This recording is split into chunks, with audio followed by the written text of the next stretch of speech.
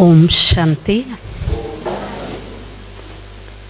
आज के ये शुभ दिन हम सब के लिए बहुत ही कल्याणकारी भी है, विशेष भी है।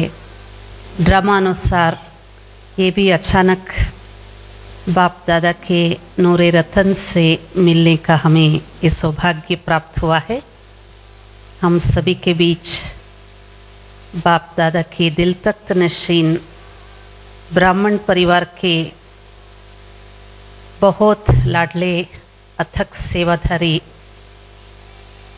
और सभी के दिलों पर राज करने वाली, वेदों के अंत जानने वाली, हम सब के प्यारे, अति मीठे, सरल स्वभाव के निर्मल आत्मा, निर्भय आत्मा और सबको बाबा का दिव्य ज्ञान बहुत ही सरल शब्दों में सुनाने वाली आदरणीय वेदांती बहन जी, वेदांती दीदी जी हमारे समक्ष है।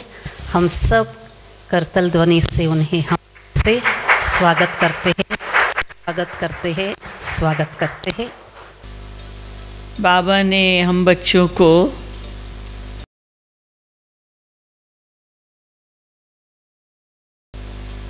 कई बातें ऐसी बताई है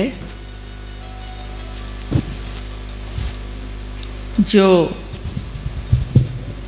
कुछ भी हो तो सरप्राइज ना हो, नया न लगे।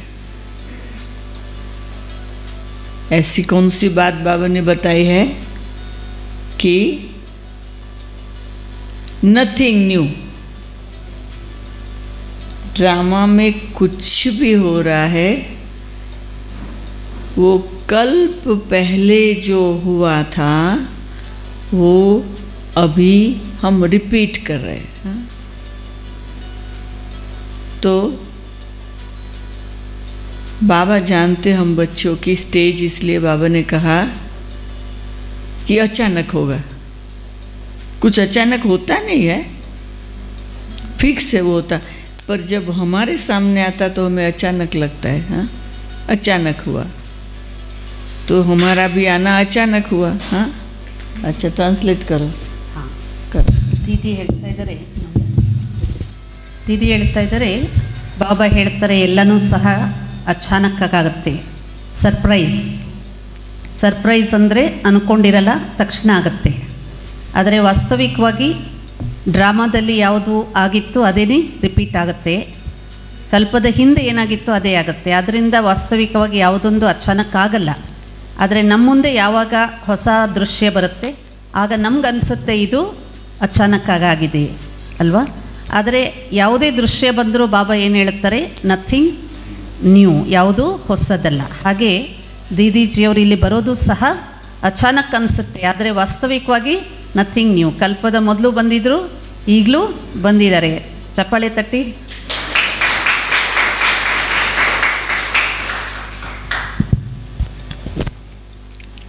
हमें कल सुबह को विचार आया कि मेरी ये ट्रिप के अंदर 2 दिन मेरे पास एक्स्ट्रा है, फ्री है, तो मैं चलो बहुत समय से बेंगलोर वाले बुला रहे हैं तो प्रोग्राम बना दूँ, तो बना दिया। और हमको ये पता चला कि आपके एरिया का इस बारी मधुबन का आपका डेट है ये, जो कि काफ़ी ब्राह्मण परिवार वाले मधुबन जाने वाले हैं।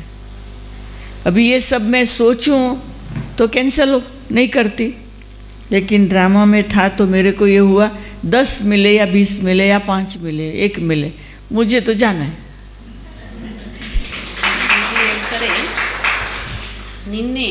ನಿನ್ನೆ ಈ ಒಂದು ಟ್ರಿಪ್ದು 2 ದಿನ ಮೊದಲು ಇಲ್ಲಿ ನನಗೆ ಸಮಯ ಇತ್ತು ಈ ಟ್ರಿಪ್ಪಲ್ಲಿ. ಯಾಕೆಂದರೆ ಇವರು ವಿದೇಶದಿಂದ ಬಂದಿರೋದಲ್ವಾ, ಕೇಳಿಸ್ತಾ ಇದೆಯಾ?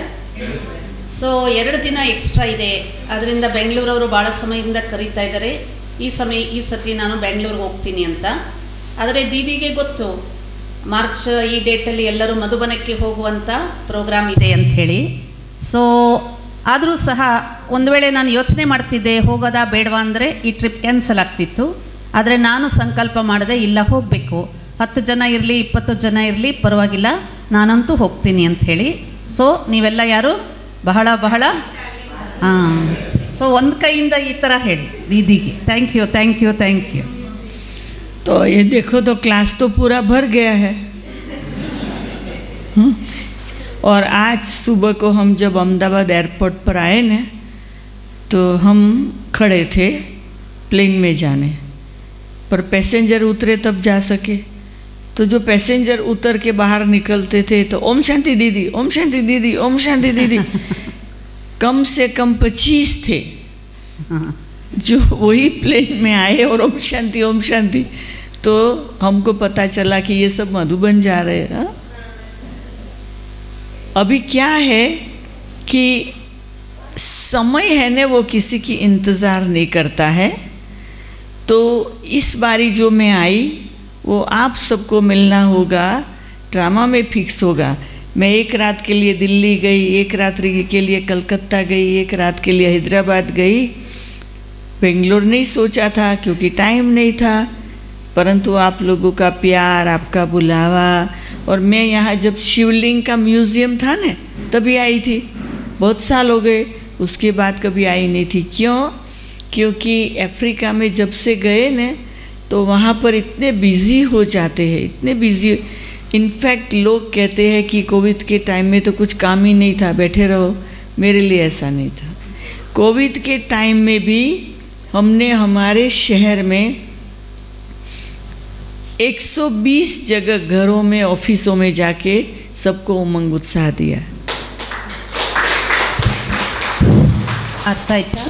ದೀದಿ ಹೇಳ್ತಾರೆ, ನಾನು ಅಹಮದಾಬಾದ್ ಏರ್ಪೋರ್ಟಿಂದ ಇಲ್ಲಿ ಇಳಿದು ಬಂದಾಗ ಏರ್ಪೋರ್ಟಲ್ಲಿ ನಿಂತ್ಕೊಂಡಿದ್ದ ತಕ್ಷಣವೇ ಸುಮಾರು ಜನ ನನಗೆ ಓಂ ಶಾಂತಿ ದೀದಿ, ಓಂ ಶಾಂತಿ ದೀದಿ ಅಂತ ಹೇಳಿದ್ರು. ಎಲ್ಲರೂ ಮಧುಬನಕ್ಕೆ ಹೋಗ್ತಾ ಇದ್ದಾರೆ, ಇವರು ಅಹಮದಾಬಾದಿಂದ ಬೆಂಗಳೂರಿಗೆ ಬರ್ತಾ ಇದ್ದಾರೆ.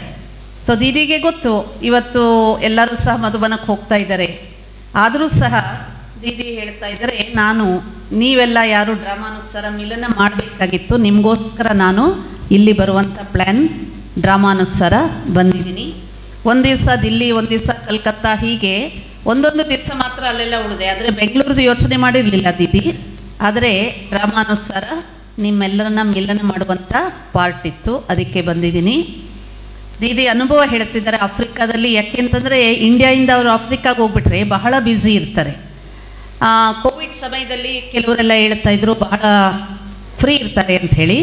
ಆದರೆ ದೀದಿ ಹೇಳ್ತಾರೆ, ಇಲ್ಲ, ಕೋವಿಡ್ ಸಮಯದಲ್ಲೂ ನಾವು 120 ಜಾಗಗಳಲ್ಲಿ, ಆಫೀಸಲ್ಲಿ, ಮನೆಗಳಲ್ಲಿ ಎಲ್ಲ ಕಡೆ ಹೋಗಿ ಸೇವೆ ಮಾಡಿ ಅವ್ರಿಗೆ ಧೈರ್ಯ ಹೇಳ್ತಾ ಇದ್ವಿ. ಅನೇಕ ಆತ್ಮಗಳ ಸೇವೆಯನ್ನು ಮಾಡುವಂಥ ಬ್ಯುಸಿ ಕಾರ್ಯಕ್ರಮ ಇರ್ತಾ ಇತ್ತು. यहाँ आई मैं तो 11 तारीख से मेरी जर्नी इतनी थी कि ठीक आराम नहीं मिलता। कभी 2 बजे एयरपोर्ट, कभी 4 बजे एयरपोर्ट, कभी 3 बजे एयरपोर्ट, कभी रात को 12 बजे घर पहुँचे। तो आज मैं यहाँ आई ने, सुबह को आई, नाश्ता किया और इतना सुंदर मैंने आराम किया। तो मुझे लगता है इतना खर्चा करके मैं बेंगलोर अच्छा आराम करने आई। ದೀದಿ ಹೇಳ್ತಾರೆ, 11th ನಂದು ಜರ್ನಿ ಸ್ಟಾರ್ಟ್ ಆಯಿತು ಈ ಟ್ರಿಪ್ಪು. ಸೊ ಎಲ್ಲ ಕಡೆನೂ ಸಹ ಒಂದೊಂದು ಸಮಯದಲ್ಲಿ ಒಂದೊಂದು ಕಡೆ ಇಳಿಬೇಕಾಗ್ತಾ ಇತ್ತು. ರಾತ್ರಿ 11 ಗಂಟೆ 12 ಗಂಟೆ ಆಗ್ತಿತ್ತು, ಮಧ್ಯರಾತ್ರಿ 2 ಗಂಟೆಗೆ, ಈ ಥರ ಎಲ್ಲ. ಆದರೆ ಇವತ್ತು ಬೆಳಿಗ್ಗೆ ನಾನು ಬೆಂಗಳೂರು ತಲುಪದೆ, ಈ ಸ್ಥಾನದಲ್ಲಿ ಬಂದೆ. ನಾಸ್ತಾ ಮಾಡಿದ ತಕ್ಷಣ ಬಹಳ ಚೆನ್ನಾಗಿ ಇಲ್ಲಿ ನಾನು ಆರಾಮ ಮಾಡಿದೆ. ಸೊ ಇಲ್ಲಿನ ವಾತಾವರಣ, ಇಲ್ಲಿನ ಒಂದು ಸ್ಥಾನದಲ್ಲಿ ಬಾಬಾ ನನಗೆ ತುಂಬ ಚೆನ್ನಾಗಿ ಶರೀರಕ್ಕೆ, ಯಾಕೆಂದರೆ ಇಷ್ಟು ಬ್ಯುಸಿಯಾಗಿ ಕಂಟಿನ್ಯೂಸ್ ಆಗಿ ಪ್ರೋಗ್ರಾಮ್, ಕಂಟಿನ್ಯೂಸ್ ಆಗಿ ಕ್ಲಾಸ್ ಮಾಡ್ತಾ ಬಂದವ್ರಿಗೆ ಈ ಸ್ಥಾನದಲ್ಲಿ ಭಾಳ ಚೆನ್ನಾಗಿ ನಾನು ಆರಾಮ ಮಾಡಿದೆ ಅಂತಿದ್ದಾರೆ. ಖುಷಿ ತಾನೇ? तो आज यहाँ पर भी ऐसा नहीं कि मैं नहीं मिल पाई है। आपके जो मधुबन गए वो सारे ग्रुप को हमने दोपहर को छुट्टी दी। तो ऐसे नहीं लगा कि यहाँ के जो मेन इंस्ट्रूमेंट दीदी है उसको नहीं मिले। लीला बहन भी मिल के एयरपोर्ट गई। वो दूसरी बहन जो थी साथ में वो भी मिल के, गीता बहन भी मिल के एयरपोर्ट गई। और आप और ये सब तो यहाँ की बहनें और सब तो यहाँ है ही है। तो ये बहुत अच्छा रहा, मैं भी खुश हूँ। मैंने पूछा कि मैं कौन से सब्जेक्ट पर क्लास कराऊँ। किस पर कराऊं, तो मुझे सब्जेक्ट मिल गया है। ದೀದಿ ಹೇಳ್ತಾ ಇದ್ದಾರೆ, ಇಲ್ಲಿ ಬಂದ ತಕ್ಷಣ ಈ ರೀತಿ ಅನ್ನಿಸ್ಲಿಲ್ಲ, ನಾನು ಯಾರನ್ನೂ ಮಿಲ್ಲ ಮಾಡಲಿಲ್ಲ ಅಂತ. ಮಧುಬನಕ್ಕೆ ಹೋಗುವಂಥವ್ರಿಗೆಲ್ಲರಿಗೂ ನಾನು ಚುಟ್ಟಿ ಕೊಟ್ಟೆ, ಅವ್ರಿಗೆ ಬೀಳ್ಕೊಡುಗೆ ಕೊಟ್ಟೆ. ಮತ್ತು ಲೀಲಾ ದೀದಿ, ಗೀತಾ ದೀದಿನೂ ಮೀಟ್ ಮಾಡಿದ್ರು, ಇಲ್ಲಿರೋ ಸಿಸ್ಟರ್ಗಳು ಎಲ್ಲರೂ ಸಹ ಮೀಟ್ ಮಾಡಿದ್ರು. ಇಲ್ಲಿ ಯಾವ ಸಬ್ಜೆಕ್ಟ್ ಮೇಲೆ ಕ್ಲಾಸ್ ಮಾಡಬೇಕು ಅಂತ ಯೋಚನೆ ಮಾಡಿದ್ವಿ. ಈಗ ನನಗೆ ಸಬ್ಜೆಕ್ಟ್ ಸಿಕ್ಕಿದೆ ಅಂತ ಹೇಳ್ತಿದ್ದಾರೆ ಇಲ್ಲಿ. तो बिंदु बेन ने हमें सब्जेक्ट दिया है आप सबके लिए. ಬಿಂದು ಬೆನ್ ಯಾವ ಸಬ್ಜೆಕ್ಟ್, ಯಾವ ವಿಷಯದ ಮೇಲೆ ಕ್ಲಾಸ್ ಮಾಡಬೇಕು ಅಂತ ಹೇಳಿದ್ದಾರೆ ನಿಮ್ಮೆಲ್ಲರಿಗೋಸ್ಕರ. वो सब्जेक्ट है कि अंतिम समय का पुरुषार्थ क्या हो. ವಿಷಯ ಆಗಿದೆ ಅಂತಿಮ ಸಮಯದ ಪುರುಷಾರ್ಥ ಏನಾಗಿದೆ. अच्छा सब्जेक्ट है, ಒಳ್ಳೆ ಸಬ್ಜೆಕ್ಟ್ ಅಲ್ವಾ? ಎಲ್ಲರಿಗೂ ಇಷ್ಟ ಆಯ್ತಾ? तो ये कहावत है कि बहुत गई थोड़ी रही, थोड़ी की भी थोड़ी रही. सतयुग गया, त्रेता गया, द्वापर गया, कलयुग गया, संगम आया, संगम का भी थोड़ा समय रह गया है. ಈ ರೀತಿ ಹೇಳಿಕೆ ಇದೆಯಲ್ವಾ, ಬಹಳ ಸಮಯ ಹೋಯಿತು, ಸಮಯ ಸ್ವಲ್ಪದರಲ್ಲಿ ಸ್ವಲ್ಪ ಉಳಿಯಿತು ಅಂತ. ಹಾಗೆ ಸತ್ಯುಗ ಹೋಯಿತು, ತ್ರೇತಾ, ದ್ವಾಪರ, ಕಲಿಯುಗನೂ ಹೊರಟೋಯ್ತು, ಸಂಗಮನೂ ಸಮಯ ಹೋಗಿದ್ದು ಇನ್ನು ಸ್ವಲ್ಪ ಉಳಿದಿದೆ ಅಷ್ಟೇ, ಅದನ್ನು ಹೋಗ್ಬಿಡ್ತಾ ಇದೆ.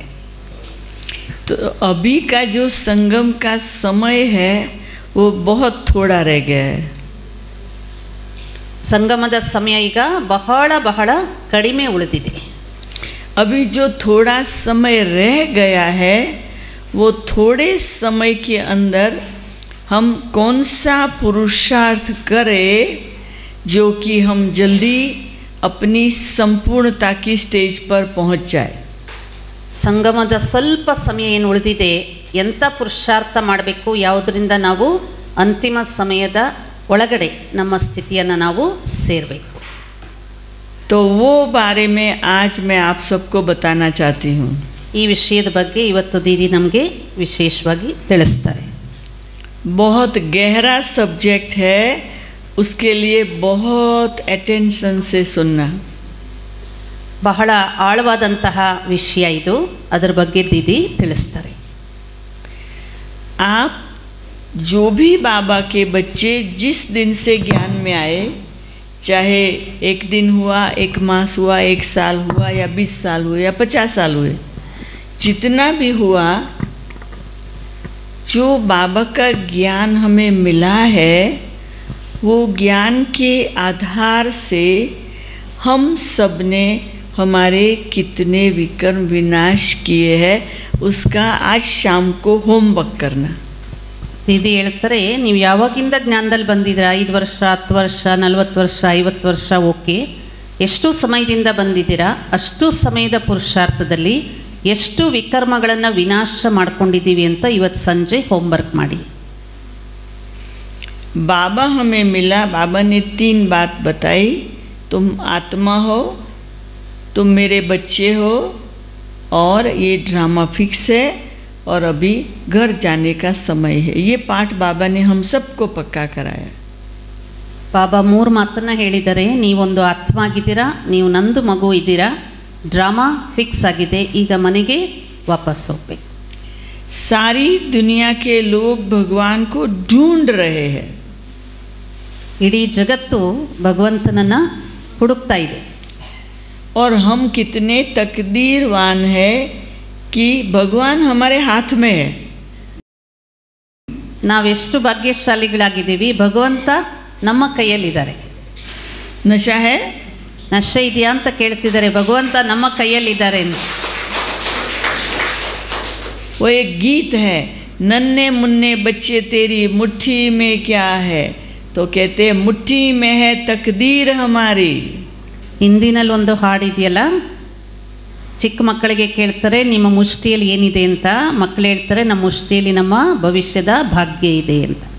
और हम कहेंगे मुट्ठी में है भगवान हमारा. ಆದರೆ ನಾವು ಮಕ್ಕಳು ಏನು ಹೇಳಬೇಕು, ನಮ್ಮ ಮುಷ್ಟಿಯಲ್ಲಿ ಯಾರಿದ್ದಾರೆ, ಭಗವಂತ ಇದ್ದಾರೆ ಅಂತ. आज की जो दुनिया है ना, आज की दुनिया की फैशन, वर्तमान समय की दुनिया की फैशन कि हे आत्मा, हे व्यक्ति, हे भाई, हे बहन, आपकी मुट्ठी में क्या है? मोबाइल। ಈಗಿನ ಸಮಯದ ಫ್ಯಾಷನ್ ಏನಪ್ಪ ಅಂದರೆ, ಹೇ ಆತ್ಮ, ಹೇ ಮಕ್ಕಳೇ, ಹೇ ಹುಡುಗಿರೇ ಹುಡುಗರೇ, ಯಾರಾದರೂ ಸರಿನೇ, ನಿಮ್ಮ ಮುಷ್ಟಿಲಿ ಏನಿದೆ ಅಂತ ಕೇಳಿದ್ರೆ ಏನು ಹೇಳ್ತಾರೆ? तो आज की दुनिया की फैशन है कि कोई गरीब होगा न, कोई भी होगा, कोई माँ भी होगी न, वो बच्चे को पीछे लटका के मोबाइल हाथ में जरूर रखेगी। ಈಗಿನ ಫ್ಯಾಷನ್ ಏನಪ್ಪ ಅಂದರೆ, ತುಂಬ ಗರೀಬರಾಗಿದ್ರೂ ಸಹ, ಬಡವರಾಗಿದ್ರೂ ಸಹ ತಾಯಿ ತನ್ನ ಮಗುವನ್ನು ಹಿಂದ್ಗಡೆ ये बच्चे को पकड़ के मोबाइल, तो ಮಗುನ ಹಿಡ್ಕೊಂಡಿರ್ತಾರೆ, ಆದ್ರೂ ಕೈಯಲ್ಲಿ ಏನಿರುತ್ತೆ? ಮೊಬೈಲ್ ಇರುತ್ತೆ। तो आप सोच लीजिए मोबाइल कितना पावरफुल साधन है।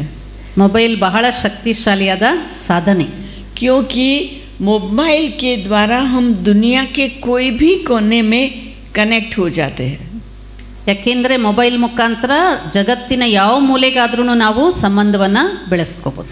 मैं ये नहीं कहती मोबाइल यूज़ नहीं करो, भले करो।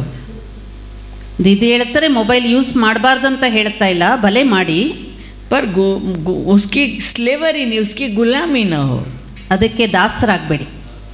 ये ध्यान रखना है।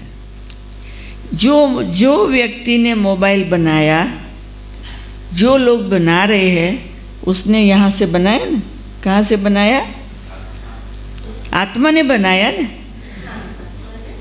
मोबाइल के अंदर छोटी सी चिप में कितना प्रोग्राम रहता है? बहुत। तो इस चिप में कितना प्रोग्राम है? 84 बर्थ का है ना, 84 बर्थ का ये चिप में प्रोग्राम, ये सारा मोबाइल है। ये हमारा बॉडी है ना, वो क्या है? मोबाइल। मोबाइल है ना, घूमता रहता है। मोबाइल माना स्टैंड स्टिल नहीं, घूमते रहो। तो ये शरीर जो है वो मोबाइल है, और ये मोबाइल के अंदर यहाँ चिप है।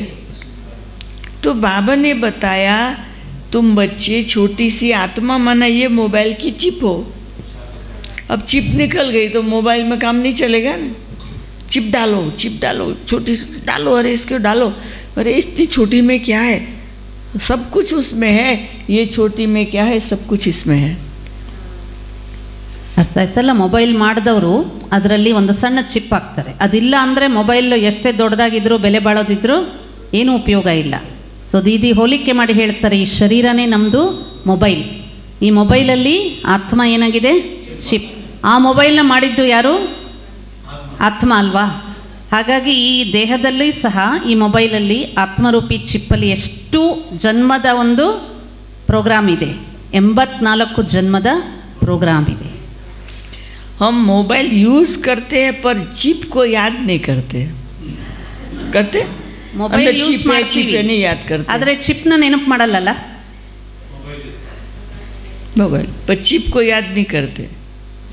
उसी ढंग से हम ये मोबाइल अपना और दूसरों का देखते रहते शरीर, पर उसमें सब में चिप है, वो भूल जाते। ಹಾಗೆಯೇ ಈ ದೇಹ ಅನ್ನೋದು ಮೊಬೈಲ್, ಸೊ ಚಿಪ್ ಅನ್ನೋದು ಆತ್ಮ। ನಾವು ಬರೀ ಮೊಬೈಲ್ನ ನೋಡ್ತಾ ಇದ್ದೀವಿ, ಅಂದರೆ ನಮ್ಮದು ಮೊಬೈಲ್ ದೇಹ ನೋಡ್ತೀವಿ, ಬೇರೆಯವ್ರ ಮೊಬೈಲ್ ದೇಹ ನೋಡ್ತಾ ಬರ್ತೀವಿ, ಆದರೆ ಚಿಪ್ನ ಅಂದರೆ ಆತ್ಮನ ಮರ್ತೋಗಿದ್ದೀವಿ। तो मैं आज आपको अंतिम समय के पुरुषार्थ के बारे में कुछ कहना चाहती हूँ। ಇವತ್ತು ದೀದಿ ನಮಗೆ ಅಂತಿಮ ಸಮಯದ ಪುರುಷಾರ್ಥದ ಬಗ್ಗೆ ಕೆಲವು ಮಾತನ್ನು ತಿಳಿಸ್ತಾರೆ। ये जो शरीर है ना वो स्थूल आंखों से दिखाई पड़ता है। ಈ ಶರೀರ ಇದೆಯಲ್ಲ, ಇದು ಈ ಕಣ್ಣಿಂದ ಕಾಣಿಸುತ್ತೆ। आप देखो कि जो खाने की चीज़ होती है ना वो सॉलिड है, दिखाई पड़ती है आंखों से। ಭೋಜನ ಯಾವುದು ಊಟ ಮಾಡ್ತೀವಲ್ಲ ಅದು ಕಣ್ಣಿಂದ ಕಾಣಿಸುತ್ತೆ। खाने की चीज़ की बहुत ज़रूरत है ना, बहुत ज़रूरत है ना। सुबह शाम खाना पड़ता है ना, तो वो इम्पोर्टेंट है।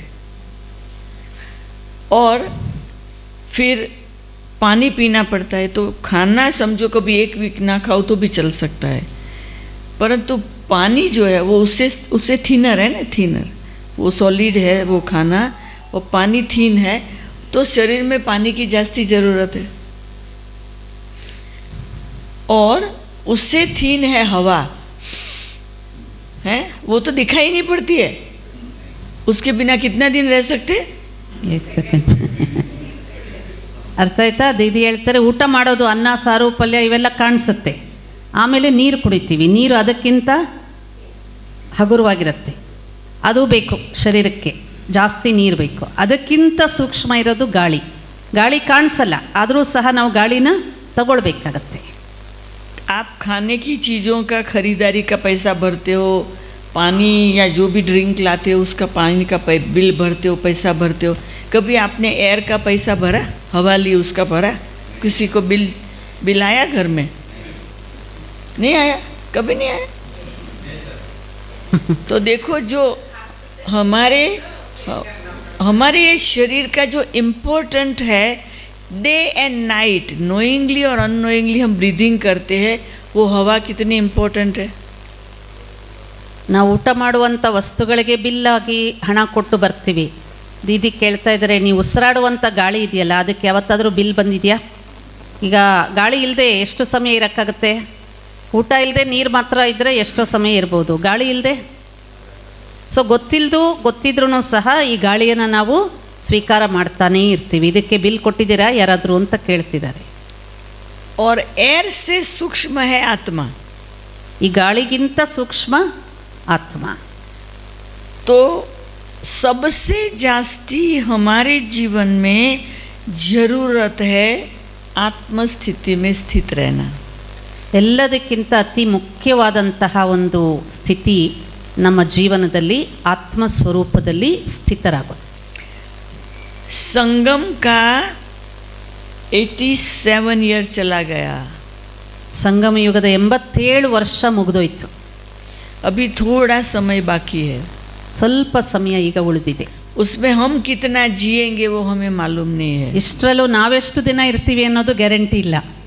हमें अभी ये पता नहीं है कितने विकर्म विनाश हुए और कितने बाकी है.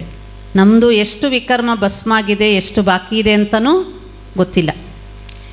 तो अभी के हिसाब से हर एक व्यक्ति को अंतिम समय के हिसाब से कौन सी बात की ज़रूरत है.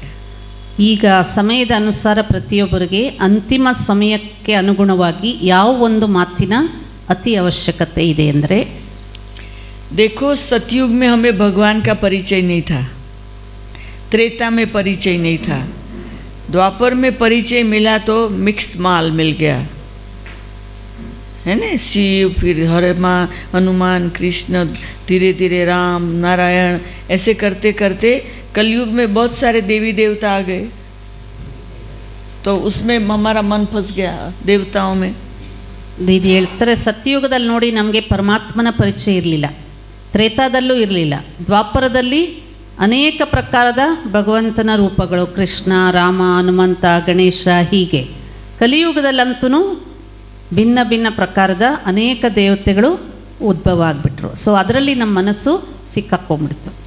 तो अभी हमें भगवान मिला है, ಈಗ ನಮಗೆ ಭಗವಂತ ಸಿಕ್ಕಿದಾರಲ್ವಾ, और कितना समय हम उनके साथ रहेंगे वो हमें मालूम नहीं है. ಎಷ್ಟು ಸಮಯ ನಾವು ಅವ್ರ ಜೊತೆ ಇರ್ತೀವಿ ಅದು ನಮಗೆ ಗೊತ್ತಿಲ್ಲ. अंतिम घड़ी हमारी कैसी होगी वो मालूम नहीं है. ಅಂತಿಮ ಗಳಿಗೆ ನಮ್ಮದು ಹೇಗಿರುತ್ತೆ ಅನ್ನೋದು ನಮಗೆ ಗೊತ್ತಿಲ್ಲ. और जो बात की बहुत प्रैक्टिस करते हैं ना वो बात हमारे साथ रहती है. ಜೀವನದಲ್ಲಿ ಬಹಳ ಸಮಯದಿಂದ ಯಾವ ಮಾತನ್ನು ಪ್ರಾಕ್ಟೀಸ್ ಮಾಡಿರ್ತೀವಿ ಅದು ನಮಗೆ ಜೊತೆಯಲ್ಲಿರುತ್ತೆ. तो अंतिम समय का पुरुषार्थ है क्वेश्चन मार्क बंद करो, फुल स्टॉप में आ जाओ. ಅಂತಿಮ ಸಮಯದ ಪುರುಷಾರ್ಥ ಆಗಿದೆ ಪ್ರಶ್ನೆಯ ಒಂದು ಸಂಕಲ್ಪಗಳನ್ನು ಸಮಾಪ್ತಿ ಮಾಡಿ, ಪ್ರಶ್ನೆಯ ಸಂಕಲ್ಪಗಳ ವಿಚಾರಗಳನ್ನು ಸಮಾಪ್ತಿ ಮಾಡಿ ಫುಲ್ ಸ್ಟಾಪ್ ಹಾಕಬೇಕು. सुबह से लेकर रात तक कई बातें आएंगी पर क्वेश्चन नहीं, फुल स्टॉप. ಬೆಳಿಗ್ಗೆಯಿಂದ ರಾತ್ರಿವರೆಗೂ ಬೇಕಾದಷ್ಟು ಮಾತುಗಳು ಬರುತ್ತೆ, ಆದರೆ ನಾವು ಅದರ ಬಗ್ಗೆ ಪ್ರಶ್ನೆ ಮಾಡದೆ ಪ್ರತಿಯೊಂದು ಮಾತುಗೂ ಏನಾಗಬೇಕು ಅಂತಾರೆ, ಫುಲ್ ಸ್ಟಾಪ್.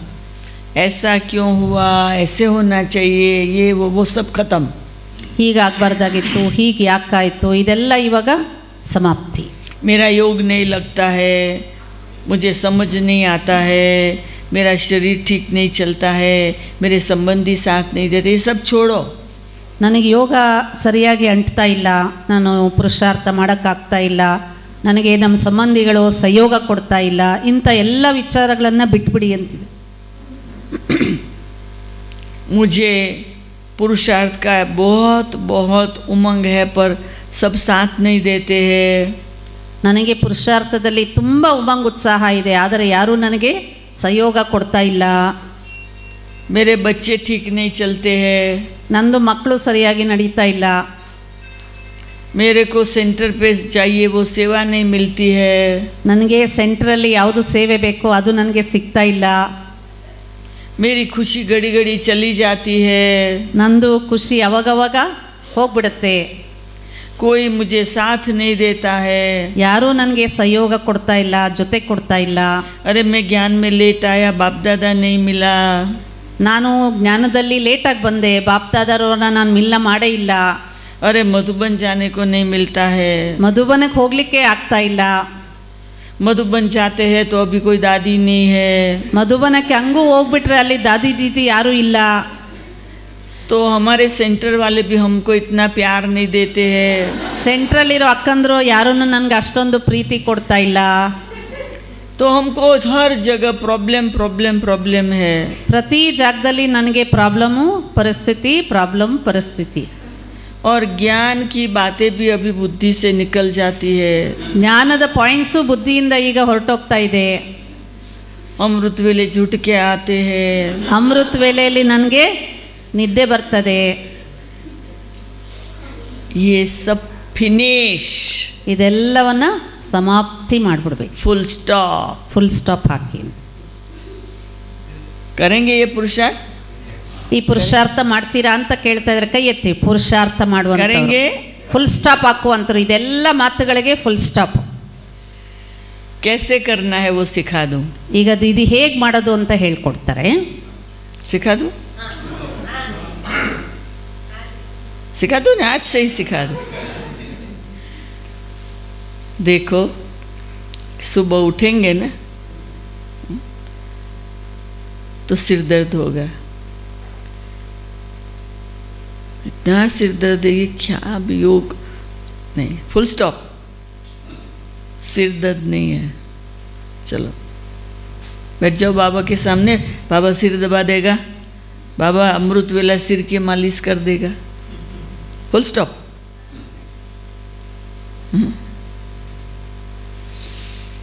फिर क्लास कराना है पर पेट में बहुत दर्द है, क्लास में जाना है पर पेट में बहुत दर्द है, नहीं, पेट में दर्द है दवाई ले लो, जाना है जाओ, नहीं जाना है पर मुरली मिस नहीं करो, मुरली सुनो, घर बैठ के सुनो, पर एक्सक्यूज नहीं। तो सुबह से लेकर रात तक कोई भी काम करना है आपको, आप अपने आप को कमजोर नहीं समझो। मैं एक पावरफुल सर्वशक्तिवान परमपिता परमात्मा की पावरफुल संतान हूँ। ಇದು ಹೇಳ್ತಾರೆ, ಬೆಳಿಗ್ಗೆ ಅಮೃತ ವೇಳೆ ಎದ್ದೇಳ್ತೀರಾ, ನಿದ್ದೆ ಬರುತ್ತೆ, ತಲೆನೋವು ಬರುತ್ತೆ, ಆದರೆ ಕೂತ್ಕೊಳ್ಳಿ, ಬಾಬಾ ನೆನಪು ಮಾಡಿ, ಬಾಬಾ ನಿಮ್ಮ ತಲೆನ ಮಾಲಿಷ್ ಮಾಡಿಬಿಡ್ತಾರೆ, ಆದರೆ ಮಲ್ಕೊಂಬಿಡ್ಬೇಡಿ. ಆಮೇಲೆ ಕ್ಲಾಸ್ಗೆ ಹೋಗಬೇಕು, ಇಲ್ಲ ಕ್ಲಾಸ್ ಮಾಡಬೇಕು ಅನ್ನುವಾಗ ಹೊಟ್ಟೆ ನೋವು ಬರ್ತದೆ, ಇನ್ನೊಂದು ಬರ್ತದೆ, ಇಲ್ಲ ಕ್ಲಾಸ್ಗೆ ಹೋಗ್ಲಿಕ್ಕಾಗಲ್ಲ, ಆದರೆ ಔಷಧಿ ತಗೊಳ್ಳಿ, ಆದರೆ ಕ್ಲಾಸ್ ಮಿಸ್ ಮಾಡ್ಕೋಬೇಡಿ. ಹೀಗೆ ಇಡೀ ದಿನ ಯಾವುದಾದ್ರೂ ಕರ್ಮ ಮಾಡಬೇಕಾದ್ರೂ ಯಾವುದಕ್ಕೂ ಸಹ ಎಕ್ಸ್ಕ್ಯೂಸ್ ಮಾಡಬೇಡಿ. ಆ ರೀತಿ ಮಾಡಿದಾಗ ಯಾವುದಕ್ಕೂ ಸಹ ಚಿಂತೆ ಮಾಡಬೇಡಿ.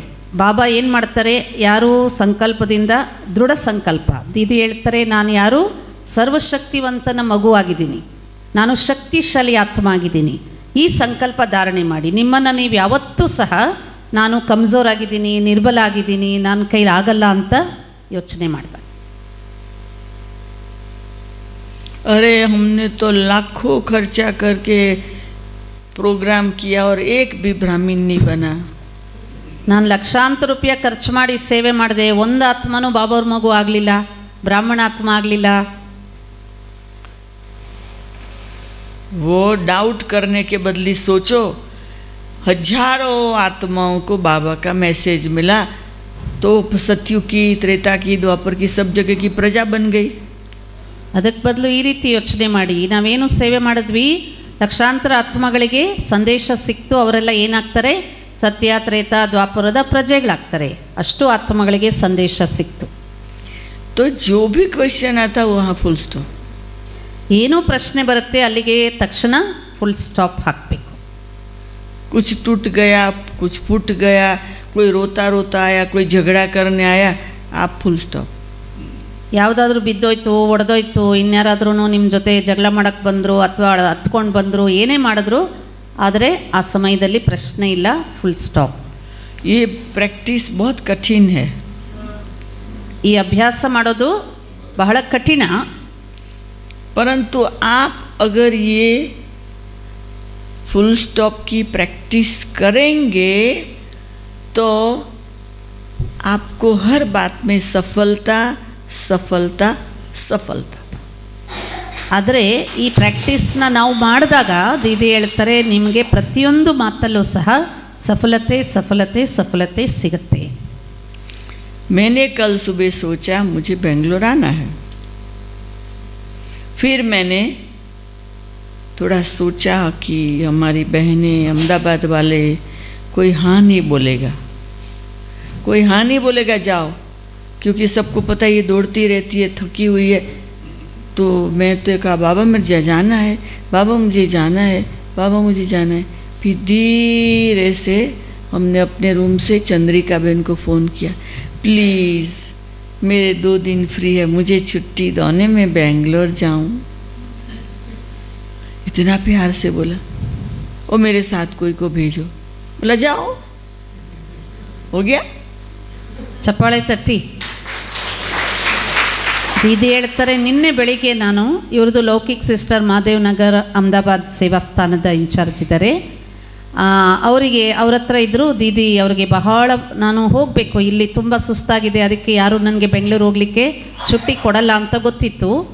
ಆದರೆ ನಾನು ಹೋಗಬೇಕು ಬಾಬಾ, ನಾನು ಹೋಗಬೇಕು, ಬೆಂಗಳೂರು ಹೋಗಬೇಕು ಅಂತ ಸಂಕಲ್ಪ ಮಾಡಿ ಬೆಳಿಗ್ಗೆ ಅಮೃತ ವೇಳೆ ಆದ ನಂತರ ಅವ್ರದ್ದು ಲೌಕಿಕ ಸಿಸ್ಟರ್ಗೆ ಫೋನ್ ಮಾಡ್ತಾರೆ, ಚಂದ್ರಿಕಾ ಬೇನ್ ನನಗೆ 2 ದಿವಸ ಟೈಮ್ ಇದೆ, ನಾನು ಬೆಂಗಳೂರಿಗೆ ಹೋಗಲಿಕ್ಕೆ ನನಗೆ ಅಪ್ಪಣೆ ಮಾಡಿ ಅಂತ ಭಾಳ ಪ್ರೀತಿಯಿಂದ ಫೋನಲ್ಲಿ ಮಾತಾಡ್ತಾರೆ, ನನ್ನ ಜೊತೆ ಯಾರಿಗಾದರೂ ಕಳಿಸಿ ಅಂತ.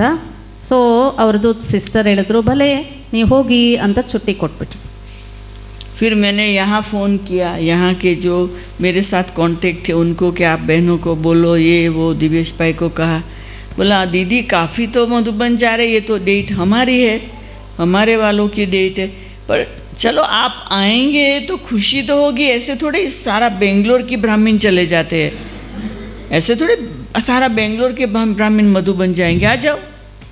ಸೊ ಇಲ್ಲಿರುವಂಥವ್ರಿಗೆ ಕಾಂಟ್ಯಾಕ್ಟ್ ಮಾಡಿ ಮಾತಾಡಿದ್ರು. ಸೊ ಭಲೆ ಮಧುಬಂದು ಟರ್ನ್ ಕರ್ನಾಟಕದವ್ರದ್ದು, ಹಾಗಂತೇಳಿ ಇಡೀ ಬೆಂಗಳೂರಲ್ಲಿರೋ ಎಲ್ಲ BKs ಹೋಗ್ಬಿಡ್ತಾರಾ? ಇಲ್ಲಲ್ಲ. ಹಾಗಾಗಿ ಬನ್ನಿ, ನೀವು ಬಂದರೆ ನಮಗೆ ಖುಷಿ ಆಗುತ್ತೆ ಅಂತ ರೆಸ್ಪಾನ್ಸ್ ಕೊಟ್ಟರು. और यहाँ के बहनों को दिवेश भाई ने बात की, फिर हमको बताया हाँ हो गया, बस बुकिंग करा दिया. ಸೊ ದಿನೇಶ್ ಬಾಯಿ ಇಲ್ಲಿರೋ ಸಿಸ್ಟರ್ ಹತ್ರ ಮಾತಾಡಿದ್ರು, ಪ್ಲೇನ್ ಬುಕ್ಕಿಂಗ್ ಮಾಡಿದ್ರು.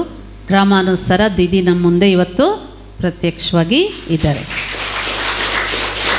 तो क्वेश्चन मार्क जो है ना वो आपको घड़ी घड़ी निराश करेगा, आगे नहीं बढ़ने देगा, जो की हुई कमाई है उसमें गड़बड़ करेगा, खुशी चली जाएगी, बहुत कुछ होगा. पर जब फुल स्टॉप होगा ना तो आपने जो सोचा है वो होगा होगा और होगा. ಯಾವಾಗ ನಮ್ಮದು ಮನಸ್ಸಲ್ಲಿ ಪ್ರಶ್ನೆ ಚಿಹ್ನೆಗಳಿರುತ್ತೆ, ಆಗ ನಮ್ಮ ಮನಸ್ಸಲ್ಲಿ ನಿರಾಶೆ ಬರುತ್ತೆ, ದುಃಖ ಆಗುತ್ತೆ, ಬೇಸರ ಆಗುತ್ತೆ, ಇದೆಲ್ಲ ಆಗುತ್ತೆ. ಯಾವಾಗ ಫುಲ್ ಸ್ಟಾಪ್ ಇರುತ್ತೆ ಆಗ ನೀವೇನು ಸಂಕಲ್ಪ ಮಾಡ್ತೀರಾ ಅದು ಖಂಡಿತ ಆಗುತ್ತೆ. तो हम ये आपको खाली भाषण नहीं कर रहे हैं, हम प्रैक्टिस करके बता रहे हैं. ದೀದಿ ಹೇಳ್ತಾರೆ, ನಾನಿಲ್ಲಿ ಭಾಷಣ ಮಾಡ್ತಾ ಇಲ್ಲ, ಅಂದರೆ ಏನು ಕ್ಲಾಸ್ ಮಾಡ್ತಾ ಇದ್ದಾರೆ, ಪ್ರಾಕ್ಟಿಕಲ್ ಆಗಿ ಅಭ್ಯಾಸ ಮಾಡಿ ನಿಮಗೆ ತಿಳಿಸ್ತಾ ಇದ್ದಾರೆ. तो मैं खाली बातें नहीं करती हूँ, मैंने इस बात की प्रैक्टिस की हुई है. ನಾನು ನಿಮ್ಮ ಹತ್ರ ಸುಮ್ಮನೆ ಮಾತಾಡ್ತಾ ಇಲ್ಲ, ಪ್ರಾಕ್ಟಿಕಲ್ ಆಗಿ ನಾನು ಇದರ ಅನುಭವ ಮಾಡಿ ನಿಮಗೆ ತಿಳಿಸ್ತಾ ಇದ್ದೀನಿ. तो इसीलिए प्रैक्टिस मेक मैन परफेक्ट. ಅದರಿಂದ ಏನು ಹೇಳ್ತಾರೆ, ಯಾರು ಅಭ್ಯಾಸ ಮಾಡ್ತಾರೆ ಆ ವ್ಯಕ್ತಿ ಪರಿಪೂರ್ಣರಾಗ್ತಾರೆ. तो इसलिए आप सबको मेरा कहना है कि आप लोग अभी से प्रैक्टिस शुरू कर दो. कोई क्वेश्चन मार्क नहीं, full stop full stop full stop. ಅದರಿಂದ ದೀದಿ ಹೇಳ್ತಾರೆ, ನೀವೆಲ್ಲರೂ ಇದನ್ನು ಇಷ್ಟು ಚೆನ್ನಾಗಿ ಅಭ್ಯಾಸ ಮಾಡಿ, ಏನೇ ಬಂದ್ರೂ ಮೊದಲೇನಾಕಿ फुल स्टॉप. तो अंतिम समय के जो पुरुषार्थ की बात है वो मेरे तरफ से आप सबको यही कहना है कि फुल स्टॉप की प्रैक्टिस करो. क्यों? क्योंकि आप अभी सोचो, आप सोचो इंडिविजुअल है, इंडिविजुअल सोचो कि संगम जितना भी समय हो, पर मैं आत्मा ये शरीर में कितना समय हूँ और बुद्धि कितना समय काम करेगी. बड़ी उम्र होती है ना, बुद्धि भी ठीक नहीं चलती, याद शक्ति नहीं रहती, शरीर भी साथ नहीं देगा, तो हमारा मन भगवान के साथ कितना समय रहेगा. ದೀದಿ ಹೇಳ್ತಾರೆ, ನನ್ನ ಕಡೆಯಿಂದ ನಿಮಗೆಲ್ಲ ಅಂತಿಮ ಸಮಯದ ಪುರುಷಾರ್ಥ ಅಂದರೆ ಸಂಗಮಯುಗದ ಸಮಯ ನೋಡಿ ಎಷ್ಟು ಉಳಿದಿದೆ. ಆ ಉಳಿದಿರೋ ಸಮಯದಲ್ಲಿ ನಾನು ಆತ್ಮ ಈ ಶರೀರದಲ್ಲಿ ಎಷ್ಟು ಸಮಯ ಇರ್ತೀನಿ, ಎಷ್ಟು ಸಮಯ ಇರ್ತೀನಿ, ಎಷ್ಟು ಸಮಯ ನನಗೆ ಈ ಶರೀರ ಕೆಲಸ ಮಾಡುತ್ತೆ. ಯಾಕೆ ವಯಸ್ಸಾಗ್ತಾ ಇದ್ದರೆ ಬುದ್ಧಿನೂ ಕೆಲಸ ಮಾಡಲ್ಲಲ್ಲ. ಸೊ ಎಷ್ಟು ಸಮಯ ನಾನು ಪರಮಾತ್ಮನ ಜೊತೆ ಇರ್ತೀನಿ ಅನ್ನೋದನ್ನು ಪ್ರತಿಯೊಬ್ಬರು ಪರಿಶೀಲಿಸ್ಕೊಳ್ಳಿ. भगवान अभी इस धरती पर है. ಭಗವಂತ ಈ ಸಮಯದಲ್ಲಿ ಈ ಭೂಮಿ ಮೇಲೆ इद्दारे और हम बच्चों का बाप बना है, टीचर बना है, गुरु बना है, सखा बना है, साजन बना है, सर्वेंट बना है, सब कुछ वो हमारा बना है. ಭಗವಂತ ಭೂಮಿ ಮೇಲಂತೂ ಇದ್ದಾರೆ, ಆದರೆ ನಾವು ಮಕ್ಕಳಿಗೆ ತಂದೆನೂ ಆಗಿದ್ದಾರೆ, ತಾಯಿಯಾಗಿದ್ದಾರೆ, ಟೀಚರ್ ಆಗಿದ್ದಾರೆ, ಸದ್ಗುರು ಆಗಿದ್ದಾರೆ, ಪ್ರಿಯತಮ ಆಗಿದ್ದಾರೆ, ಎಲ್ಲ ಸಂಬಂಧದಲ್ಲಿ ಇದ್ದಾರೆ. मैं उस संबंध का कितना सुख ले रहा हूँ. ಈ ಎಲ್ಲ ಸಂಬಂಧದ ಸುಖವನ್ನು ನಾನು ಆತ್ಮ ಎಷ್ಟು ತಂದೆಯ ಜೊತೆ ಅನುಭವ ಮಾಡ್ತಾ ಇದ್ದೀನಿ ಅಂತ ಪರಿಶೀಲಿಸ್ಕೊಳ್ಳಿ. एक एक सेकंड वैल्यूएबल है. ಒಂದೊಂದು ಕ್ಷಣನೂ ಸಹ ಈ ಸಮಯದ್ದು ಬಹಳ ಬೆಲೆ ಬಾಳುವಂಥದ್ದು. किसी भी बात के लिए वेस्ट नहीं करो. ಯಾವುದೂ ಮಾತಿಂದ ನಾವು ಸಮಯವನ್ನು ವ್ಯರ್ಥ ಮಾಡಬಾರ್ದು. खाते पीते उठते बैठते चलते फिरते सोते जागते मैं आत्मा बिंदी हूँ, फुल स्टॉप. मेरा बाबा बिंदी है, फुल स्टॉप. ड्रामा एक्यूरेट चल रहा है, फुल स्टॉप. अब मुझे घर जाना है, सब फुल स्टॉप है ना, बिंदी है ना. ಇದು ಹೇಳ್ತಾರೆ, ಇಡೀ ದಿನ ಊಟ ಮಾಡ್ತಾ ಓಡಾಡ್ತಾ ಕೂತ್ಕೊಳ್ತಾ ನಡೆದಾಡ್ತಾ ಯಾರ ಜೊತೆ ಭೇಟಿ ಮಾಡ್ತಾ ಇಷ್ಟು ಯೋಚನೆ ಮಾಡಿ ನಾನು ಆತ್ಮ ಬಿಂದು, ಫುಲ್ ಸ್ಟಾಪ್. ನಂದು ತಂದೆ ಬಿಂದು, ಫುಲ್ ಸ್ಟಾಪ್. ಮತ್ತು ಡ್ರಾಮಾ ಅಕ್ಯುರೇಟಾಗಿ ನಡೀತಾ ಇದೆ, ಅದಕ್ಕೆ ಫುಲ್ ಸ್ಟಾಪ್. ಈಗ ನಾನು ವಾಪಸ್ ಮನೆಗೆ ಹೋಗಬೇಕು, ಫುಲ್ ಸ್ಟಾಪ್. और अगर ये प्रैक्टिस पक्की हो गई तो आप देखना कि ड्रामा कितना वंडरफुल है. ಒಂದು ವೇಳೆ ಈ ಮಾತನ್ನು ನಾವು ಪಕ್ಕ ಮಾಡ್ಕೊಂಡ್ವಿ ಅಂದರೆ ನಿಮ್ಗೆ ಅನುಭವ ಆಗುತ್ತೆ ಈ ಡ್ರಾಮಾ ಎಷ್ಟು ಅದ್ಭುತವಾಗಿದೆ, ವಂಡರ್ಫುಲ್ ಆಗಿದೆ. और हमारी जो खुशी है ने, वो हमारी खुशी के द्वारा हमारे चारों तरफ खुशी की लहर फैलेगी. ಈ ರೀತಿ ಅನುಭವ ಮಾಡ್ತಾ ನಮಗೆ ಖುಷಿ ಅನುಭವ ಆಗುತ್ತೆ. ಯಾವಾಗ ನಮ್ಮದು ಆತ್ಮದಲ್ಲಿ ಖುಷಿ ಅನುಭವ ಆಗುತ್ತೆ, ನೀವೆಲ್ಲಿರ್ತೀರಾ ನಿಮ್ಮ ಸುತ್ತಮುತ್ತ ಖುಷಿಯ ಪ್ರಕಂಪನಗಳು ಹರಡುತ್ತೆ. तो अभी अपने आप को ये बात घड़ी घड़ी पक्की करा दो कि मैं फुल स्टॉप, बस मैं आत्मा बिंदी, बस डॉट किया, फुल स्टॉप, बस सब बात में फुल स्टॉप. ಸೊ ಈಗ ವಿಶೇಷವಾಗಿ ಈ ಮಾತನ್ನು ಪಕ್ಕ ಮಾಡ್ಕೊಳ್ಳಿ. ಯಾವುದು ಮಾತು ಬರುತ್ತೆ ಇಡೀ ದಿನದಲ್ಲಿ, ನಾನಾತ್ಮ, ಬಿಂದು, ಫುಲ್ ಸ್ಟಾಪ್. और वो फुल स्टॉप की स्टेज के साथ सब कुछ सोचो. ಫುಲ್ ಸ್ಟಾಪ್ ಮಾಡಿದ ನಂತರ ಆ ಸ್ಥಿತಿಯಲ್ಲಿ ಸ್ಥಿತರಾಗಿ ಆಮೇಲೆ ಬೇರೆ ಚಿಂತನೆಯನ್ನು ಮಾಡಿ. खुद के लिए सोचो, दूसरों के लिए सोचो, फुल स्टॉप की स्टेज से. ಈ ಸ್ಥಿತಿಯಲ್ಲಿ ಸ್ಥಿತರಾಗಿದ್ದು ನಿಮ್ಮ ಬಗ್ಗೆ ಯೋಚನೆ ಮಾಡಿ, ಅನ್ಯರ ಬಗ್ಗೆನೂ ಯೋಚನೆ ಮಾಡಿ. मैं जो आपको बात बता रही हूँ, ये बात बहुत ही इम्पोर्टेंट विषय है. ದೀದಿ ಇವಾಗ ಏನು ನಮ್ಮ ಜೊತೆ ಹಂಚ್ಕೊಳ್ತಾ ಇದ್ದಾರೆ, ಈ ಮಾತು, ಈ ಅನುಭವದ ಮಾತು ಬಹಳ ಬಹಳ ಅತಿ ಮುಖ್ಯವಾಗಿರುವಂಥ, बहुत प्राप्ति का विषय है. ಇದರಿಂದ ಬಹಳಷ್ಟು ನಮಗೆ ಪ್ರಾಪ್ತಿಯಾಗುತ್ತೆ. और बाबा अभी आपके लिए, हमारे लिए सब कुछ करने तैयार है. ಈ ಸಮಯದಲ್ಲಿ ಬಾಬಾ ನಮಗೋಸ್ಕರ ಎಲ್ಲವನ್ನ ಮಾಡಲಿಕ್ಕೆ ರೆಡಿ ಇದ್ದಾರೆ. पर हम करेंगे तो बाबा देखता रहेगा. ನಾವು ಮಾಡ್ತೀವಿ ಅಂದಾಗ ಬಾಬಾ ನೋಡ್ತಾ ಇರ್ತಾರೆ. जब हम ये सोचेंगे बाबा कर रहा है तो हम देखते रहेंगे. ನಾವು ಯಾವಾಗ ಈ ರೀತಿ ಯೋಚನೆ ಮಾಡ್ತೀವಿ, जल्दी जल्दी सरेंडर हो गई. अहमदाबाद सेंटर पे सेवा करने लगे, रूम में, हट में. तो मैंने कहा बाबा मैं नौकरी करूँगी, कमाऊँगी और मैं सेवा भी करूँगी, शादी नहीं करूँगी. तो बाबा ने कहा बच्ची, बाबा को तुम्हारे पैसे की ज़रूरत नहीं है, बाबा को तुम चाहिए. मैंने कहा बाबा अगर मैं कमाऊँ नहीं, मैं पैसे से सेवा न करूँ तो मैं शाहूकार राजा नहीं बनूँगी, तो मुझे नौकरी करना है. बाबा ने कहा बच्ची, बाबा को तुम्हारा पैसा नहीं चाहिए. मैंने कहा बाबा आप शाहूकार राजा बनते हो, आपने बहुत सारा पैसा यज्ञ में डाला और मुझे गरीब राजा बनाना चाहते हो.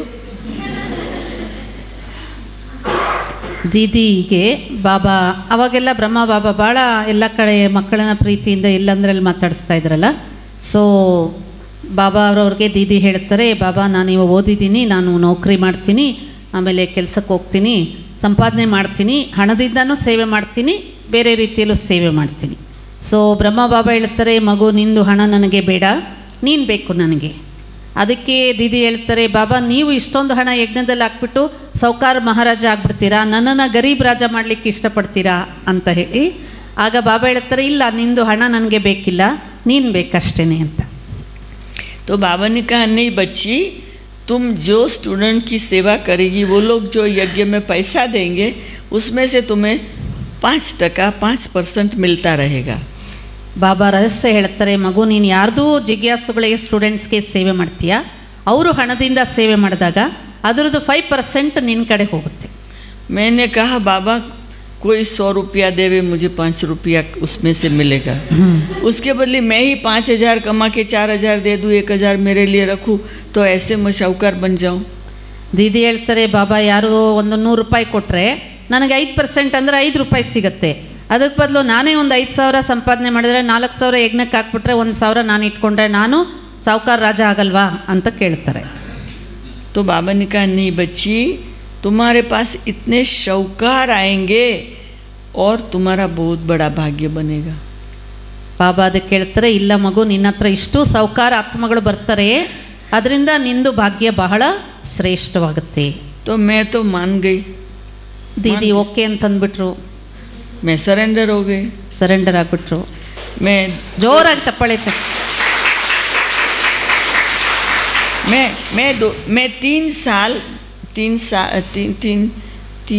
6 साल बड़ी बहन के साथ रही. 6 ವರ್ಷ ದೊಡ್ಡ ಸಿಸ್ಟರ್ ಜೊತೆ ಇದ್ದರು. उसके बाद मुझे सेपरेट सेंटर मिला. ಅದರ ನಂತರ ಸೆಪರೇಟ್ ಆಗಿರುವಂಥ ಸೇವಾ ಸ್ಥಾನ ನಿಭಾಯಿಸಿದ್ರು. उन दिनों में यज्ञ में इतनी शाहूकारी नहीं थी.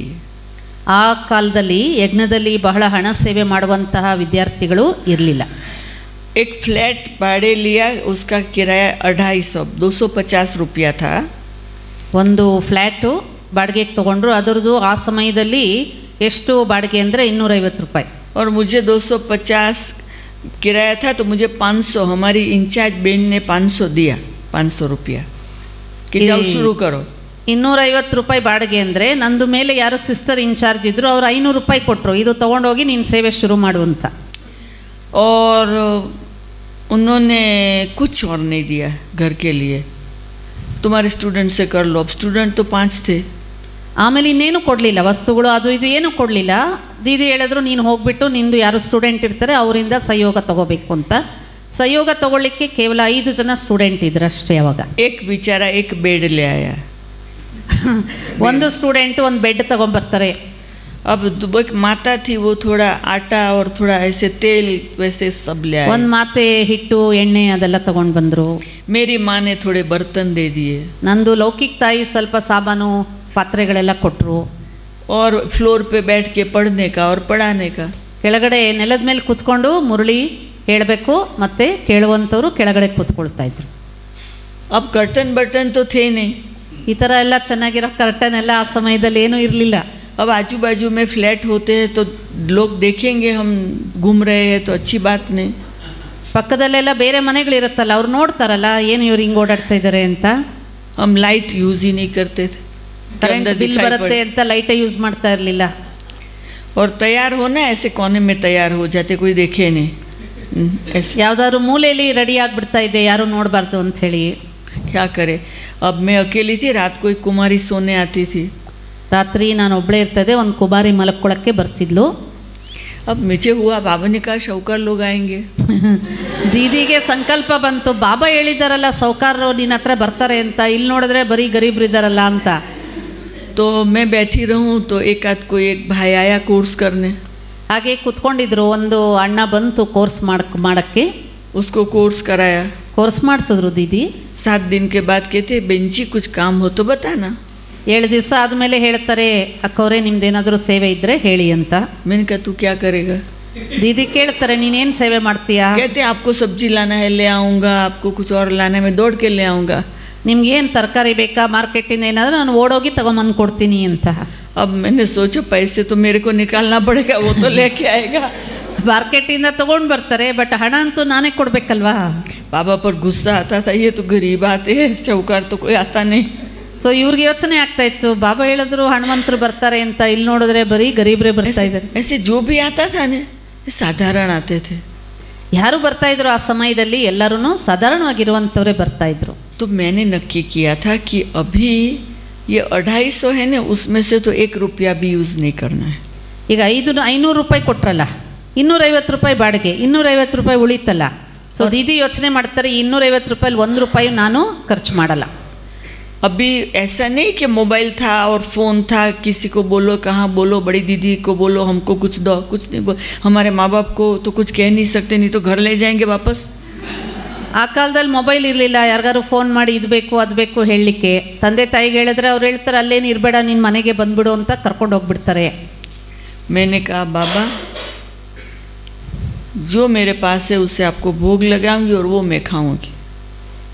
ದೀದಿ ಹೇಳಿದ್ರು ಬಾಬಾಗೆ ನನ್ನ ಹತ್ರ ಏನಿದೆ ಅದರಲ್ಲೇ ಭೋಗ ಇಡ್ತೀನಿ, ಅಷ್ಟೇ ನಾನು ಊಟ ಮಾಡ್ತೀನಿ. आटा था, ಹಿಟ್ಟಿತ್ತು ಸ್ವಲ್ಪ, 2 रोटी बनाती थी. 2 ಚಪಾತಿ ಮಾಡ್ತಾರೆ. वो ब्रेकफास्ट लंच डिनर सब. ಆ 2 ಚಪಾತಿನೇ ಬೆಳಿಗ್ಗೆ ಮಧ್ಯಾಹ್ನ ರಾತ್ರಿ ಊಟ.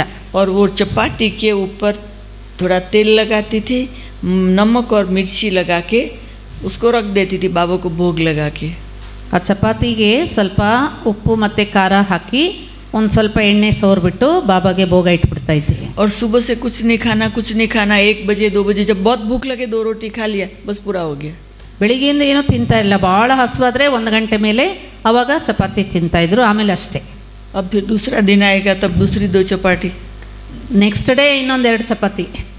तो चाय बंद, क्योंकि दूध नहीं खरीद कर सकते, पैसा ಟೀ ಕುಡಿಯೋಕೆ ಆಗ್ತಾ ಇಲ್ಲ, ಯಾಕೆಂದರೆ ಹಾಲು ಇಲ್ವಲ್ಲ, ಹಾಲು ತಂದು ಕೊಡೋರು ಯಾರು ಇರಲಿಲ್ಲ. तो एक दिन 2 दिन बहुत दिन 1 मास चला गया, ऐसे ही चलता रहा. मैंने कहा बाबा आप झूठ बोलते हो, साहूकार आएंगे, कोई आता नहीं. ಹೀಗೆ ಮಾಡ್ತಾ ಇದ್ರು ದೀದಿ. 1 ತಿಂಗಳಾಗೋಯ್ತು, 2 ತಿಂಗಳಾಗೋಯ್ತು. ಬಾಬಾ ಸಂಕಲ್ಪ ಹೇಳಿದ್ರಲ್ಲ ಹನುಮಂತರು ಬರ್ತಾರೆ ಅಂತ, ಬಾಬಾ ಏನು ಸುಳ್ಳು ಹೇಳ್ತಾರ ಏನು ಬಾಬಾ ಅಂತ ಯೋಚನೆ ಮಾಡ್ತಿದ್ರು. फिर मन करता था घर में जाके दाल चावल खा के आओ.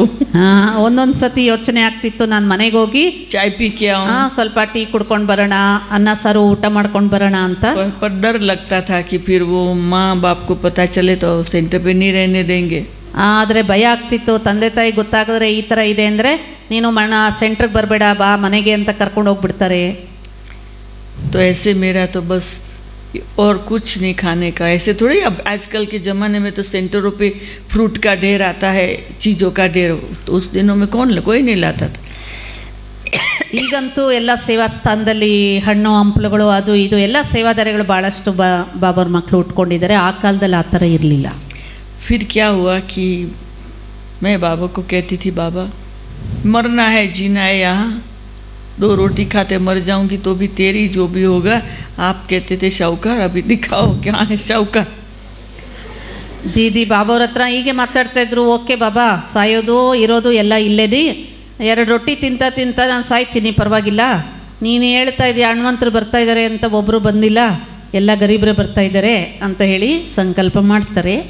फिर क्या हुआ कि एक भाई आया, ಆ ನಂತರ ಒಂದು ಅಣ್ಣ ಬರ್ತಾರೆ. उसको मैंने कोर्स कराना शुरू किया. ಕೋರ್ಸ್ ಮಾಡ್ತಾರೆ. पहला दिन, दूसरा दिन, तीसरा दिन, first day, second day, third day. फिर वो कहता है ये ज्ञान तो बहुत अच्छा है, चलो आबू.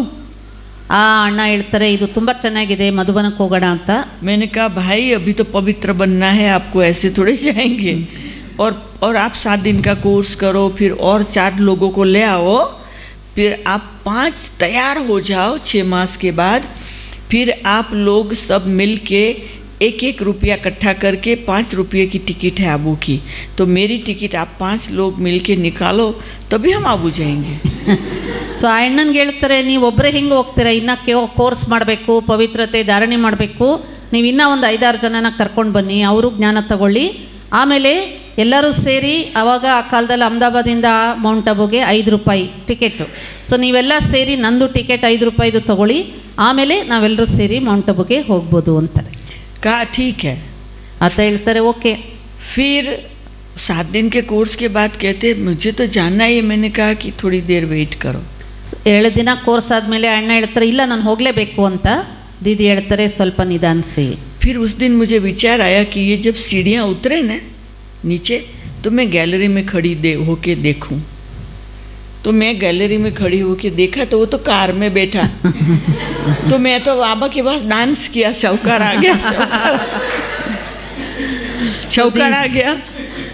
ಸೊ ದೀದಿ ಆ ಅಣ್ಣ ಕೆಳಗಡೆ ಇಳಿದು ಹೋಗಬೇಕಾದ್ರೆ ಗ್ಯಾಲರಿಯಿಂದ ನೋಡ್ತಾರೆ ಹೋಗ್ತಾ ಇರೋದು. ಅವರು ಗಾಡಿನಲ್ಲಿ ಅಂದರೆ ಕಾರಲ್ಲಿ ಬಂದಿರ್ತಾರೆ, ಕಾರಲ್ಲಿ ಕುತ್ಕೊಳ್ತಾರೆ.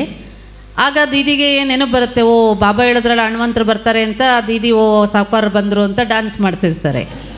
तो फिर वो दूसरे दिन आया ने, तो वो समझ गया, देखा कि यहाँ तो ये घर में कर्टन, सारा घर घुमा, कर्टन नहीं है, चेयर्स नहीं है, और उसने तो किचन में भी देखा कि इसके पास तो कुछ भी नहीं है. तो सब वो फिर समझ गया. तो उसने क्या किया कि उसने कहा कि दीदी हमको आबू तो जाना है, हमारी कार में जाएंगे. मैंने कहा ठीक है. मैं बताती नहीं थी, खुशी को खुश बहुत थी.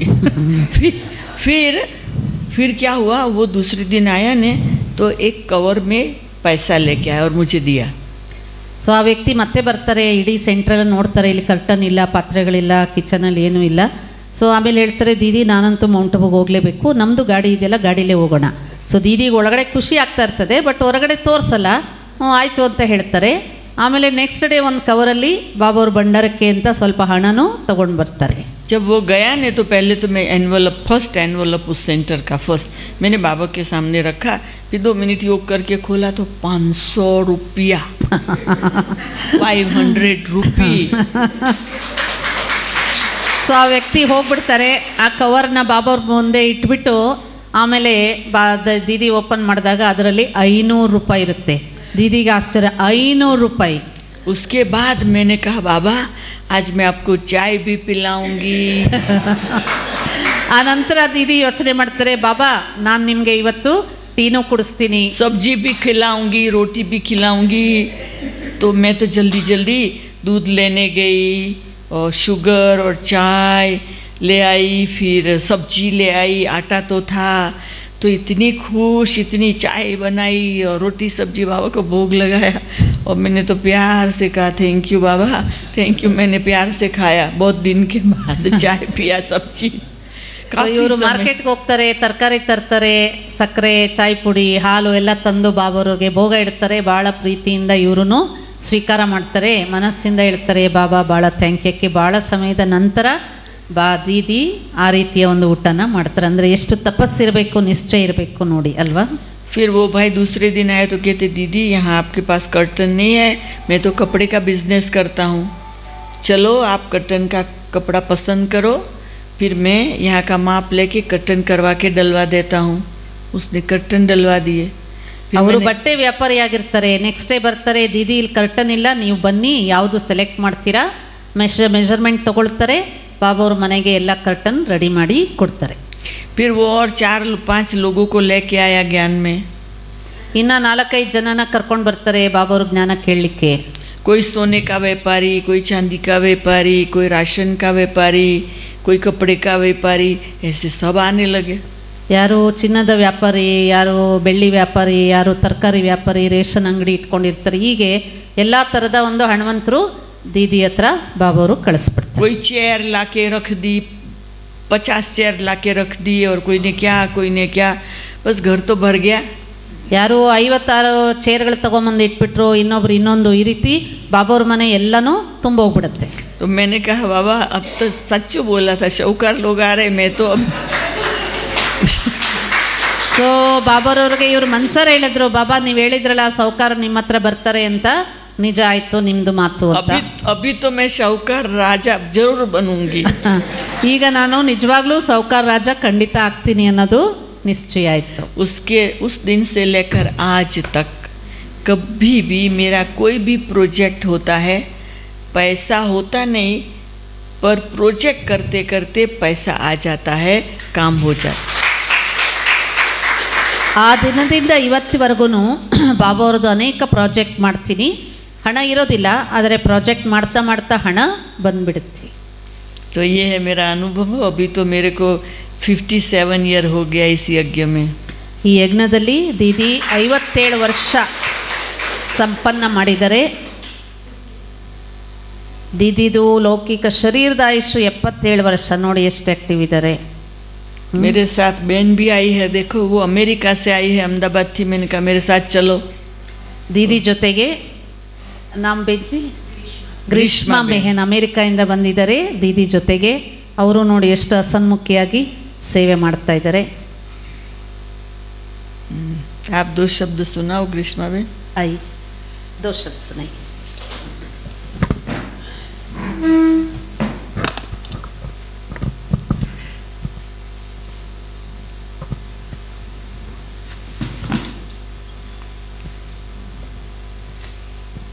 ओम शांति.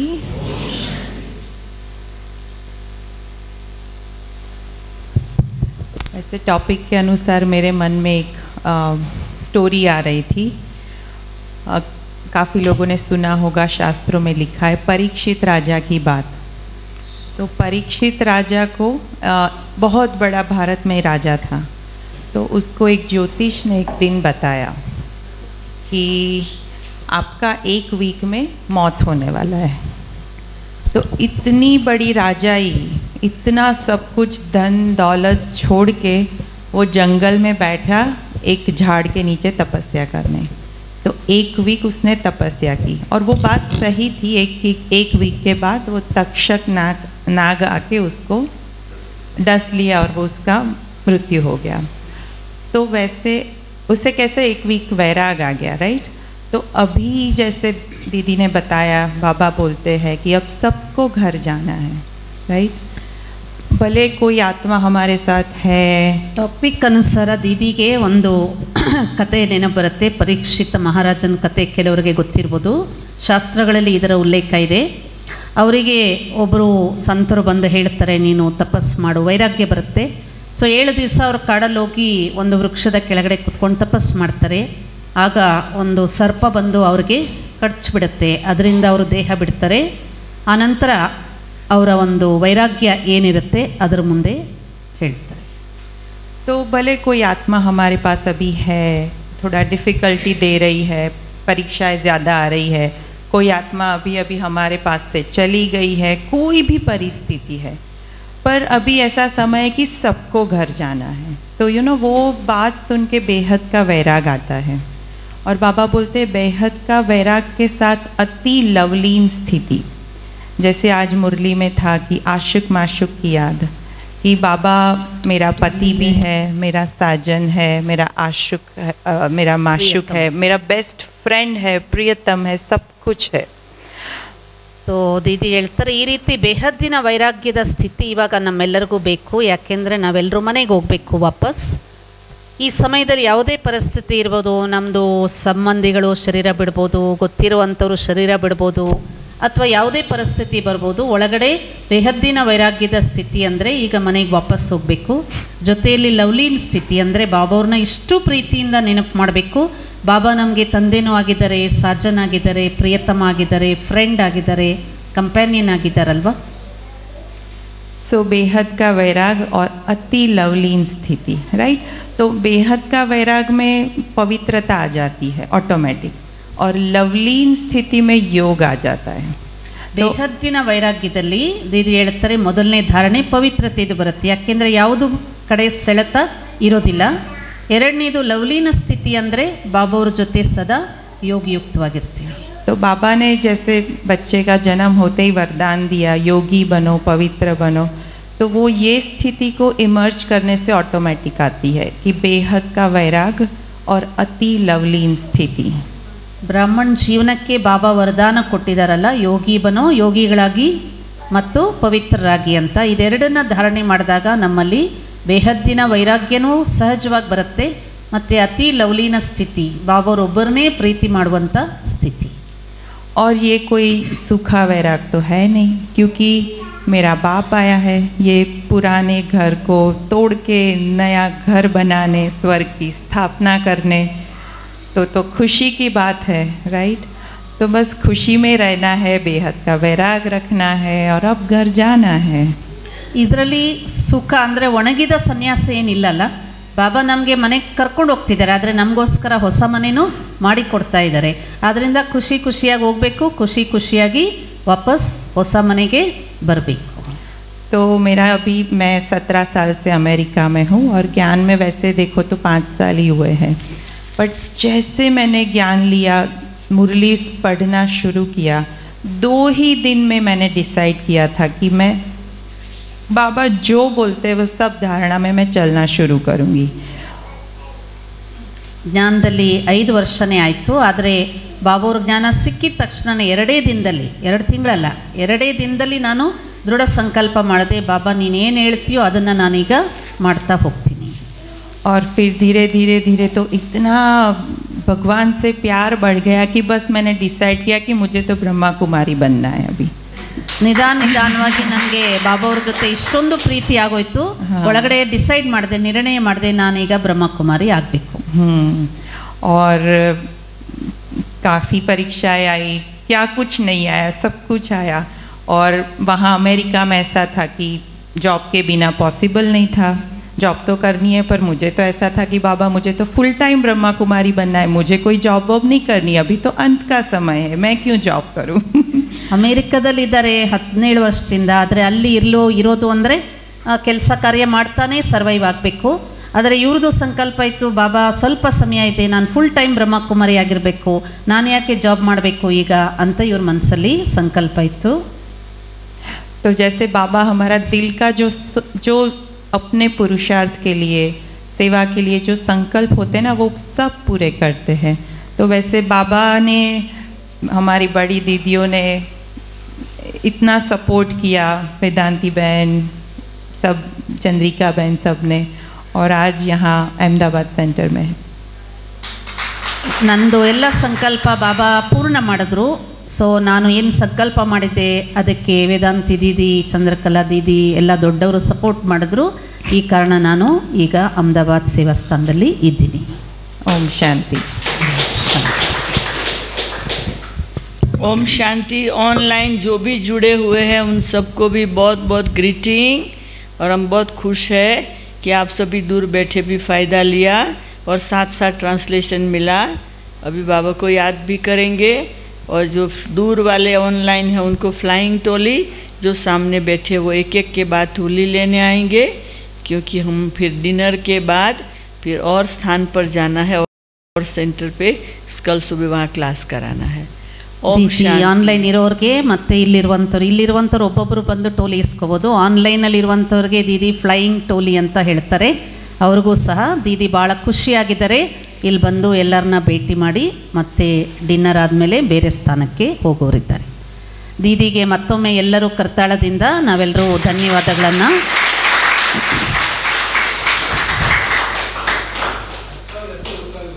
ಯಾರು? ವೇದಾಂತಿ ಬೇನ್, वेदांती दीदी, वेदांती दीदी, ग्रीष्मा दीदी, हम सब के तरफ से दीदी को और ग्रीष्मा दीदी को बहुत बहुत बहुत धन्यवाद. और ड्रामा अनुसार यहाँ आए हैं, बाप दादा ने बहुत प्यार से यहाँ भेज दिया है हम सब की परवरिश करने के लिए. और 1 घंटा ही सही, लेकिन सभी रिफ़्रेश हो गई कि नहीं? बहुत रिफ़्रेश हो गई कि नहीं? तो इतना थोड़े समय में इतना सुंदर सा हमें पुरुषार्थ के लिए लक्ष्य दिया. और दीदी हम सभी मिलकर के ज़रूर ऐसा पुरुषार्थ करेंगे और निश्चिंत होंगे, फुल स्टॉप लगाएंगे और सबके चेहरे पर सदा क्या रहेगा? खुशी की चमक चमकती रहेंगे. अगली बार मधुबन जाएंगे तो दीदी को मिलेंगे तो सभी बहुत ही सुंदर स्थिति वाले बन करके बाबा का नाम वाला करने वाले अवश्य बनेंगे. ओम शांति. बिंदु बेन बैठी बैठी बैठी बैठी. टोली ले आओ. टोली और बहुमान का मैंने मना किया, मुझे पसंद नहीं है. ये बहुमान करते ना, पहनाते, चुन्नी पहनाते, मुगट पहनाते, ये सब मुझे पसंद नहीं है. सतयुग में करेंगे सब, यहाँ नहीं. मैंने मना कर दिया कि कुछ नहीं करो, उसमें टाइम जाता है ना, हमें समय की वैल्यू. बिंदु बेन ಭಾಳ ಪ್ರೀತಿಯಿಂದ ಸನ್ಮಾನ ಮಾಡಬೇಕು ಅಂತ ಇಚ್ಛಿಸಿದ್ದಾರೆ. ಆದರೆ ದೀದಿ ಬೇಡ, ಅದರಲ್ಲಿ ಟೈಮ್ ವೇಸ್ಟ್ ಆಗುತ್ತೆ ಅಂತ ಇದ್ದಾರೆ. ಈಗ ಇಬ್ಬರಲ್ಲಿ ಏನು ಡಿಸೈಡ್ ಮಾಡೋಣ? ದೀದಿ ಕೈಯಿಂದ ದೃಷ್ಟಿ ತಗೊಳ್ತಾ ಟೋಲಿ ತಗೊಳ್ಳಿಕ್ಕೆ ಸಮಯ ಬೇಕಲ್ವಾ? ಹಾಂ, ಸೊ ಈಗ 2 ನಿಮಿಷ ಬಾಬುವ್ರ ನೆನಪಲ್ಲಿ ಕೂತ್ಕೊಳ್ಳೋಣ.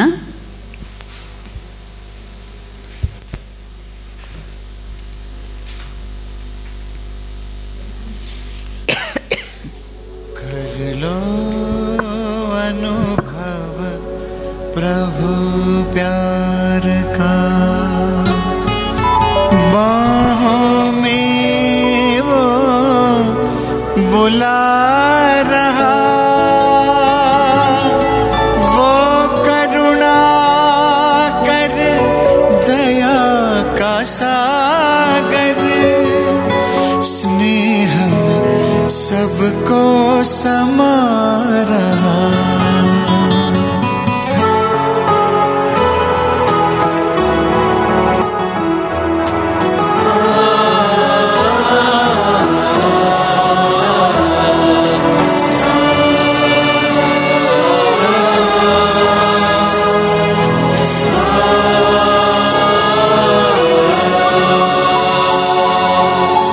कर लो अनुभव प्रभु प्यार का,